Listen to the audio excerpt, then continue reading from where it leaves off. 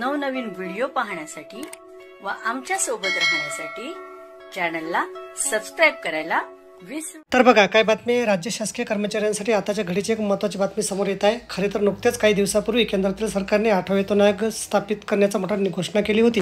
त्यामुळे केंद्रातील सरकारने केंद्रीय कर्मचाऱ्यांचा महागाई भत्ता देखील वाढवला होता। केंद्रीय कर्मचाऱ्यांचा महागाई भत्ता 50% 53% करण्यात आला आहे। केंद्रीय कर्मचाऱ्यांना लागू करण्यात आलेली महागाई भत्ता वाढ जुलै 2024 पासून लागू करण्यात आली आहे। दरम्यान आता केंद्रीय कर्मचाऱ्यांना जानेवारी 2025 पासून पुन्हा एक आणखी 3% महागाई भत्ता वाढीची भेट मिळण्याची शक्यता आहे। याबाबतचा निर्णय होळीच्या आधी होऊ शकतो, म्हणजेच मार्च महिन्यात निर्णय होईल असं म्हटलं जात आहे। पण राज्यातील कर्मचाऱ्यांचा महागाई भत्ता अजूनही 50% एवढाच आहे।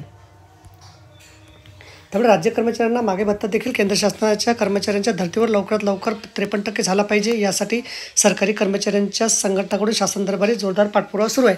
केंद्र सरकारच्या धर्तीवर वाढीव 3% DA वाढबाबत शासनाने कधी निर्गमित होणार याकडे राज्यातील सर्व राज्य कर्मचाऱ्यांचे लक्ष लागले आहे। केंद्र सरकारने दिनांक 1 जुलै 2024 पासून 3% DA वाढ केली असून सदर महागाई भत्ता राज्य कर्मचाऱ्यांना लागू करणं प्रलंबित आहे।